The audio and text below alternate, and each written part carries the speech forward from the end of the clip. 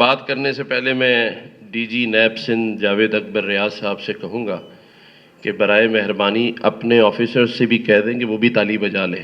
وہ آپ کی وجہ سے نہیں بجا رہے ہیں شاید، کیونکہ جو سویلینز ہیں وہ صرف وہی بجا رہے ہیں.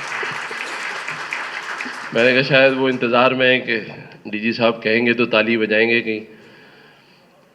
اس میں کوئی دو رائے نہیں کہ جب سے نیب کراچی میں جاوید اکبر ریاض صاحب آئے ہیں تو ہر طرف سے اچھی باتیں سننے کو ملتی ہیں، اور یہ ایک اچھی بات ہے کہ کسی ادارے کا جو چیف ہے اس کی اپنی ریپوٹیشن اچھی ہو تو پھر ادارے کے لیے بھی لوگ انگلی نہیں اٹھاتے. تو میں آپ کو خراج تحسین پیش کرتا ہوں. مجھ سے پہلے کافی لوگوں نے بات کی ہے، اور خاص طور پہ جب ڈاکٹر عشرت حسین صاحب بات کر رہے تھے تو میں بڑے غور سے سن رہا تھا. بات تو احمد شاہ صاحب نے بھی کی ہے، لیکن میں یہ سوچ رہا تھا کہ آرٹس کونسل اتنے سارے کام کر رہا ہے، اور 17 سال سے یہ بیٹھے ہوئے بھی ہیں اور ہر تیسرے دن کوئی نہ کوئی پروگرام کر رہے ہوتے ہیں. نیب نے آج تک ان پہ ہاتھ نہیں ڈالا، تو اس کی وجہ ان کے تعلقات جو ہیں وہ بہت زبردست ہیں نیب سے.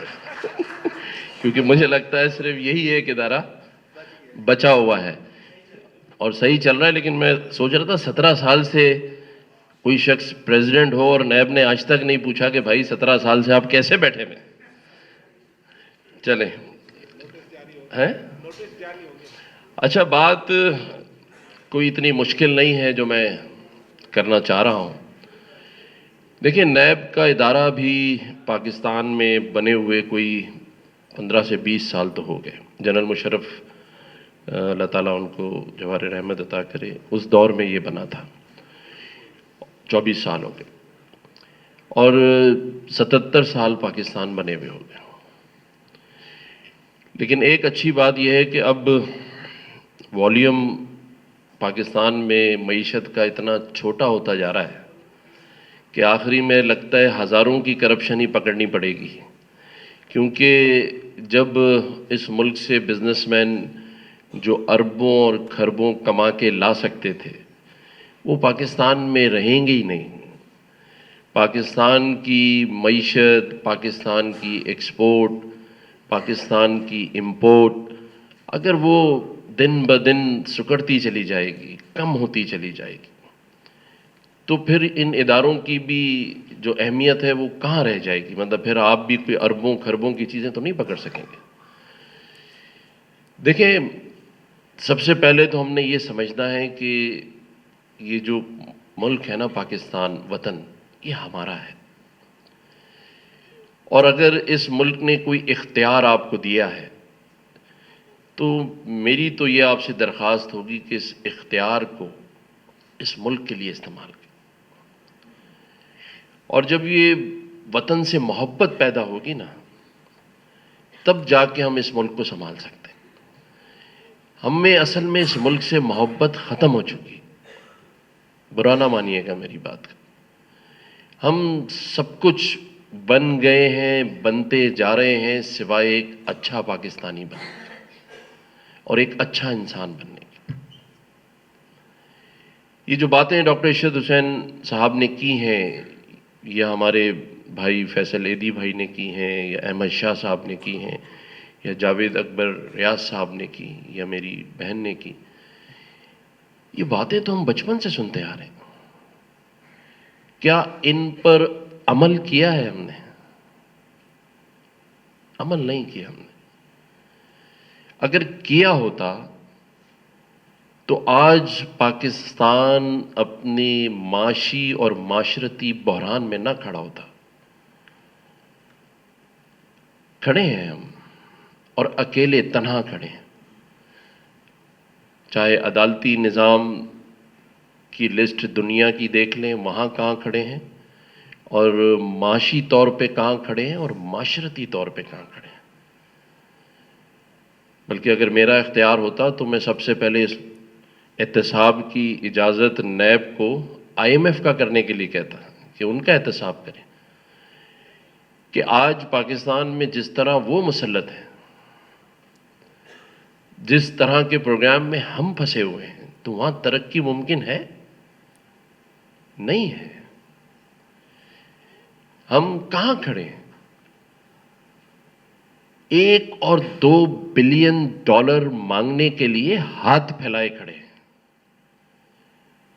3 بلین ڈالر، ارشد حسین صاحب یہاں مجھے کہیں گے کہ میں ٹھیک ہوں یا غلط ہوں، سعودی عرب کے ہمارے پاس ادھار میں ڈپازٹ رکھے ہیں، اس کی ایکسٹینشن کی خوشیاں منانے کے لیے کھڑے ہیں کہ آج بڑا اہم دن ہے کہ سعودی عرب نے اگلے 2 سال کے لیے ہمیں ان پیسوں کو نہ نکالنے کا وعدہ کر لیا ہے۔ ہم خوشیاں منا رہے ہیں کہ آئی ایم ایف نے ہمارے پروگرام کو ری شیڈیول کر دیا ہے۔ یہ ہے پاکستان کی ترقی 77 سال کے بعد۔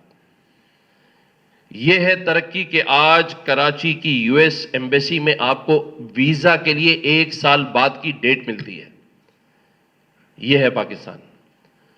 یہ پاکستان ہے کہ جس یو اے ای کو ہم نے بنانے میں ترقی ان کے ہاتھ ڈالا، ان کی ایمریٹس ایئر لائن پر آج بھی بورڈنگ کارڈ میں ای کے لکھا ہوا ہے، ای سے ایمریٹس اور کے سے کراچی۔ آج اس یو اے ای کے اندر پاکستانیوں کو ویزا نہیں مل رہے آج کی تاریخ میں۔ یہ ہے ترقی ہماری۔ کس بات کی ہم خوشیاں منا رہے ہیں؟ بات تو یہ ہے اصل۔ مجھے کل کسی نے بتایا کہ ہمارے چیئرمین سینٹ کا یو اے ای کا ویزا واپس کر دیا، پھر پرائم منسٹر صاحب نے بات کر کے ویزا دلوایا۔ یو اے ای کا یو ایس ایمبیسی میں 1 سال کی ڈیٹ ہے، آج آپ ٹیلی فون کر کے دیکھیں۔ بہروز بھائی ٹھیک کہہ رہا ہوں غلط کہہ رہا ہوں؟ یہ پاکستان تھا جو، اور بنایا کس نے تھا؟ قائد اعظم محمد علی جناح نے، لیاقت علی خان، علامہ اقبال، اور آج ہاتھوں میں کس کے ہے؟ ہمارے، جس نے یہاں پہنچا دیا کہ جس یو اے ای کے بنانے میں ہمارا کردار تھا، جن کی ایئر لائن بنانے میں ہمارا کردار تھا، جن ملکوں میں پاکستانیوں کی بے پناہ عزت تھی آج سے 50 سال پہلے، آج وہ ہمیں چور، ڈاکو اور کرپٹ سمجھتے ہیں۔ وہ کہتے ہیں ان کو دور رکھو۔ اور اس عزت کو، اس مرتبے کو لے کر ہم پاکستان میں آگے چل رہے ہیں۔ کس کس کا احتساب کریں گے؟ سب سے پہلے ہمیں اپنا احتساب کرنا ہے۔ اور میں ہمیشہ کہتا ہوں کہ یہ جو کرپشن کی لت ہے نا، اسے معاشرے سے ختم ہونا ہوتا ہے۔ جب آپ کسی کرپٹ شخص کو لینڈ کروزر V8 اور ویگوز میں ڈالے میں 6 8 گارڈ لے کر چلنے والے کو اس شہر کا، اس ملک کا معتبر انسان سمجھیں گے تو پھر تھوڑی کرپشن پہ کسی کو شرم آئے گی۔ پھر اس ٹیچر کا کیا قصور ہے جو آج بھی بچوں کو پڑھا کر بس میں اپنے گھر جاتا ہے؟ اس کا قصور صرف اتنا ہے کہ اس نے کرپشن نہیں کی۔ لیکن معاشرے میں عزت اس کی ہے جو بڑی بڑی گاڑیوں میں آتا ہے اور معاشرے کے لوگ اسی کی عزت کرتے ہیں۔ اور یہ ایسے ختم نہیں ہوگی، اس جیسے 100 سیمینار کر لیں نہیں ہوگی۔ یہ تب تک نہیں ہوگی جب اس اہمیت کو نہیں سمجھیں گے کہ آج جس طرح میں نے کہا کہ یو اے ای کا ویزا نہیں مل رہا ہے، کل آپ کو صومالیہ اور بھوٹان اور نیپال کا ویزا بھی نہیں ملے گا۔ افغانستان والے ویسے ہی آپ سے لڑنے کے لیے تیار کھڑے۔ جن افغانیوں کو آپ نے پناہ دی، جن افغانیوں کو آپ نے چلنا پھرنا کھڑے ہونا سکھایا، آج ان سے آپ کپاس کی امپورٹ کر رہے ہیں۔ آج ان کے ہاں ڈالر آپ سے زیادہ مستحکم ہے۔ کیا بات کر رہے ہیں؟ ایسے نہیں ہوگا ٹھیک۔ میں ہمیشہ کہتا ہوں، میں نے 3 4 خط بھی لکھے ہیں چیف منسٹر صاحب کو کہ خدا را اس شہر، اس صوبے میں پرائمری ایجوکیشن کمیشن بنائیں۔ 5 سال کے بچے کو سکھانا ہوگا کہ کرپشن ایک بری چیز ہے۔ جب وہ معاشرے میں 15 سال کا ہو کر آئے تو اس کو بچپن سے پتا ہو کہ اگر میرے والد صاحب نے بھی کرپشن کی ہے تو اس کو بھی وہ برا کہے۔ ایسے نہیں ہوگا کہ آپ برائی کے اس معاشرے میں چند لوگوں کا احتساب کریں۔ اسی لیے انگلیاں اٹھتی ہیں احتساب پر کہ مخصوص لوگوں کا احتساب ہو رہا ہے۔ اور جب تک احتساب کرنے والے اداروں پر ملک میں رہنے والوں کا اعتماد نہیں ہوگا، ٹرسٹ نہیں ہوگا، تو آپ کا کیا ہوا احتساب بھی ہمیشہ مشکوک رہے گا۔ تو میں ہمیشہ یہ کہتا ہوں تمام جو میرے پاس ادارے کے لوگ آتے ہیں کہ اپنی ساکھ کو، اپنی پہچان کو اتنا مضبوط بنائیں کہ لوگوں کا اعتماد ہو۔ جب تک آپ کا اعتماد بحال نہیں ہوگا، آپ کی ہر چیز پر انگلیاں اٹھیں گی۔ ہمیں اپنے لوگوں کا اعتماد بحال کرنا ہے۔ آج ایک عام آدمی، ایک وہ ماں جو اپنی گلی میں کھلونے والے کے آنے سے پہلے اپنے بچے کو سلا دیتی ہے کیونکہ اس کے پاس 25-50 روپے نہیں ہیں اپنے بچے کو کھلونا دلانے کے لیے، اس کے سامنے میں یہ احتساب کی کیا داستانیں پیش کروں؟ اصل تو وہ منتظر ہے انصاف اور احتساب کی۔ اس کو ہم کیا جواب دیں گے جو ڈگری لے کے گھوم رہا ہے اور اس کو روزگار نہیں مل رہا؟ اس کا احتساب اور اس کے ساتھ انصاف کون کرے گا؟ جو 3 کروڑ کا شہر ہے، جہاں بجلی نہیں ہے، پانی نہیں ہے، گیس نہیں ہے۔ کل میں کہہ رہا تھا احمد شاہ صاحب کو، یہ لوگوں سے کہہ رہے تھے 20,000 لوگ بیٹھے تھے کراچی کے، میں پھر کہوں کہ 5,000 تھے، میں نے 20,000 کہا، پھر آپ نے کہا اور زیادہ ہے، میں نے آپ کی وجہ سے 20,000 کہا ہے۔ دیکھیں، یہ احمد شاہ صاحب جیسے لوگوں کا بھی احتساب ہونا چاہیے۔ نیب نے پرچی دی، اس میں جو لکھا تھا ان کے سامنے ہی غلط بات کر دی، اور وہ تعلقات کی وجہ سے ڈی جی صاحب کے وہ کچھ نہیں کہہ پایا۔ اس نے لکھا تھا بھائی بس آپ کا ٹائم ختم ہو گیا ہے، اور یہ کہہ رہے نہیں میری تعریف لکھی ہے۔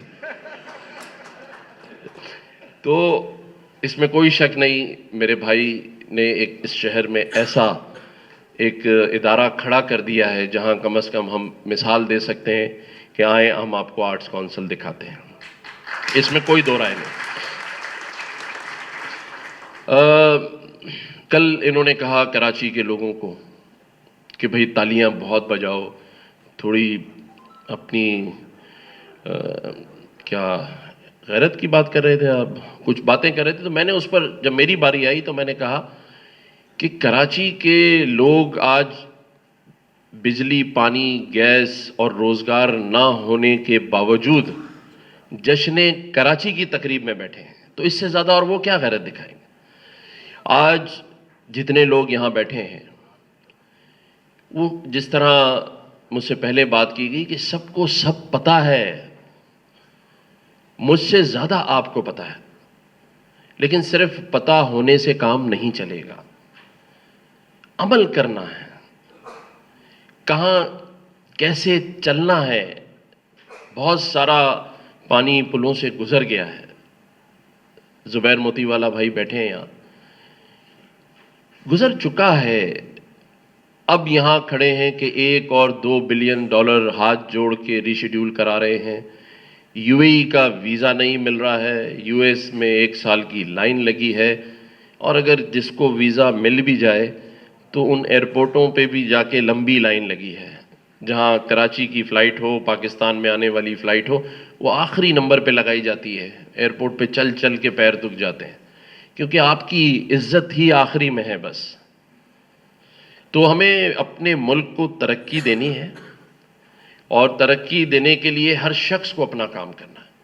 اور آج نیب کے بہت سارے آفیسرز بیٹھے ہیں، میں اس چیز کا فائدہ اٹھاتے ہوئے آپ سے صرف ایک بات کہوں گا کہ اپنے احتساب کریں، ضروری ہے، لیکن اپنے رویوں میں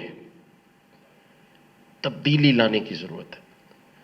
اپنے رویوں سے لوگوں کو یہ احساس نہیں دلانا کہ آپ کسی دیار غیر میں ہیں اور آپ نے اس ملک میں انویسٹمنٹ کر کے، اس ملک میں کام کر کے غلطی کر لی ہے۔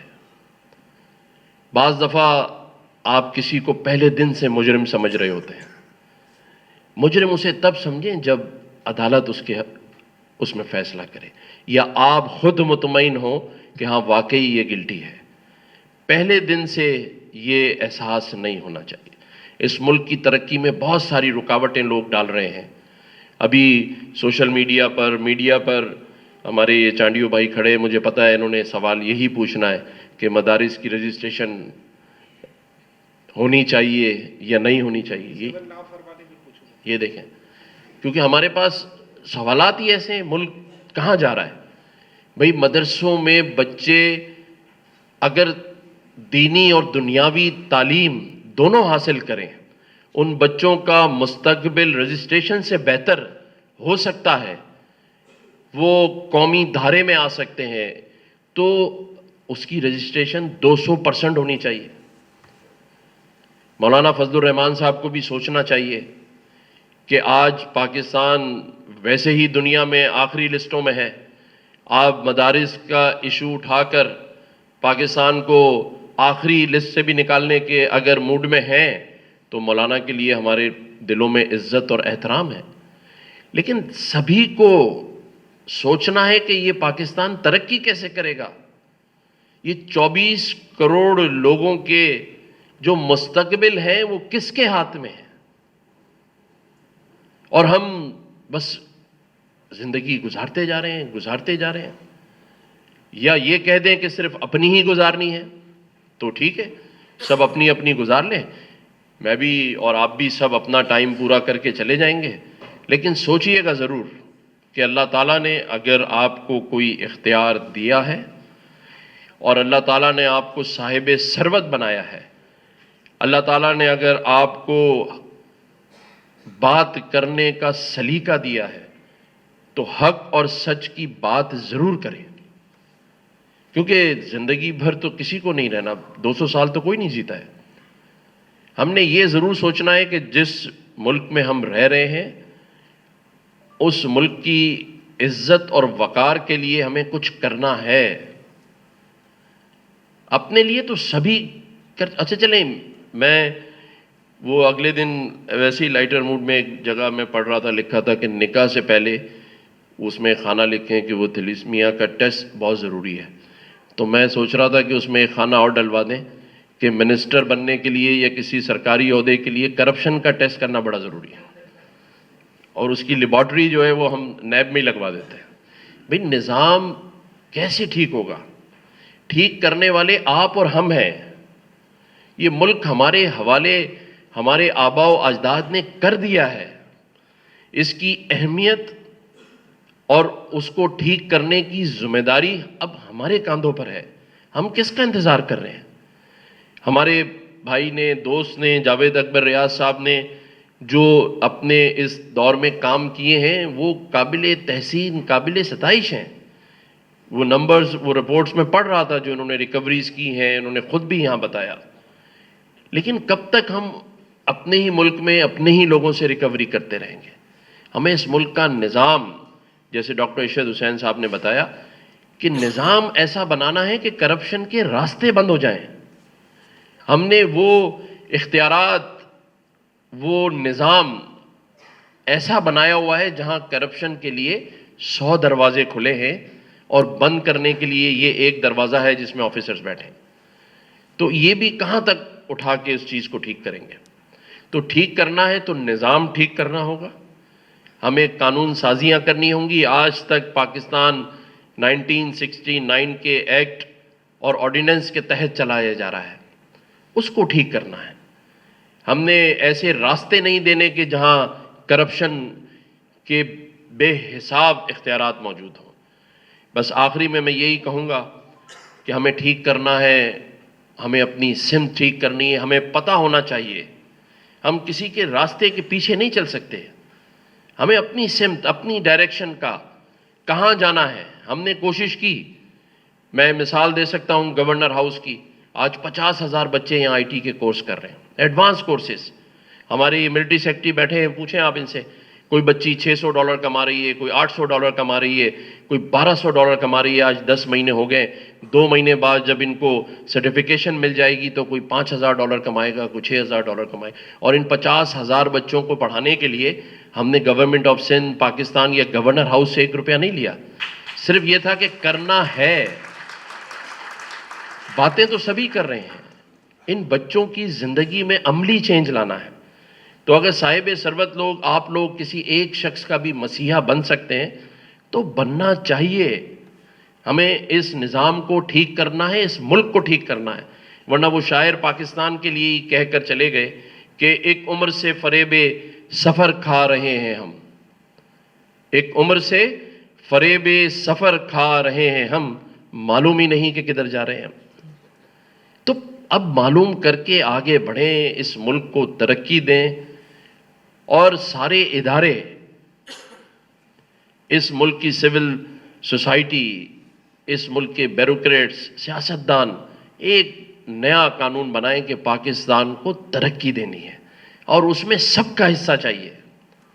آج جو کچھ پاکستان کے ساتھ ہو رہا ہے، دنیا میں جو سوشل میڈیا ہے وہ ہمارے لیے کیا بات کر رہا ہے، یہ ہمیں سوچنا چاہیے. جو سیاستدان ہیں وہ پاکستان میں کیا کام کر رہے ہیں، کوئی اسلام آباد پہ حملہ کر رہا ہے، کوئی کسی کے کردار پہ حملہ کر رہا ہے، کوئی کسی کی املاک پہ حملہ کر رہا ہے. بس یہی دیکھنے کے لیے یہ پاکستان بنا تھا کہ رات ہو شام ہو ٹی وی ٹاک شو لگا کے بیٹھ جائیں اور ایک دوسرے پہ الزام تراشیاں، اور یہ کوئی نہیں سوچ رہا کہ ان سب کو جمع کر کے حاصل صفر ہے اور حاصل پاکستان کی بدنامی ہے. تو اس کو سوچیں. اور میں ہمیشہ کہتا ہوں کہ پاکستان کو ٹھیک کرنے کے 1000 راستے ہیں. آج شروع کر دیں، اگلے 5 سالوں میں ٹھیک ہو جائے گا. اور سوچتے رہیں، باتیں کرتے رہیں تو اگلے 20 سال بھی ٹھیک نہیں ہوگا. اس کی مثال میں نے آپ کو دے دی. گورنر ہاؤس دعویٰ کسی اور نے کیا تھا، ہم نے کم از کم دیواریں گرا کے گورنر ہاؤس کھول دیا ہے، دروازہ کھلا ہوا ہے، بچے آ کے تعلیم حاصل کر رہے ہیں لوگوں کے. تو ہم کر سکتے ہیں، یہ ہم نے ثابت کیا ہے. مثالیں موجود ہیں. آپ میں سے بھی جو چاہے آئی ٹی میں جو بچے پڑھ رہے ہیں ان کو وزٹ کرے. جو راشن ڈسٹریبیوشن ہو رہی ہے، ہم نے گورنر ہاؤس کا دروازہ 24 گھنٹے کھلا ہے. 24 گھنٹے میں کسی پہر آ کے دیکھ لیجئے. تو یہ ساری باتیں پیچھے رہ جاتی ہیں کہ سیکیورٹی کے ایشو ہیں، ٹائم نہیں ہے، مصروفیت ہے. ٹھیک کرنا ہے تو 1000 راستے ہیں. اور اس پر بھی شاعر نے خوب کہا کہ جب اپنا قافلہ عزم و یقین سے نکلے گا، جب اپنا قافلہ عزم و یقین سے نکلے گا، جہاں سے آپ اور ہم چاہیں گے رستہ وہیں سے نکلے گا. صرف رستہ نکالنے کی بات. اور یہ بھی ضرور مانیں، یہ کوئی نہ سوچے کہ بات کون کر رہا ہے. ہو سکتا ہے کہ میں کسی سے عمر میں چھوٹا ہوں، ہو سکتا ہے کہ میرا تجربہ کم ہو سکتا ہے میری سیاسی جماعت سے آپ کو اختلاف ہو، لیکن خدا را بات کرنے والے کو نہ دیکھیں، بات کیا کر رہا ہے اس کو دیکھیں. اگر صحیح ہے تو عمل ضرور کریں.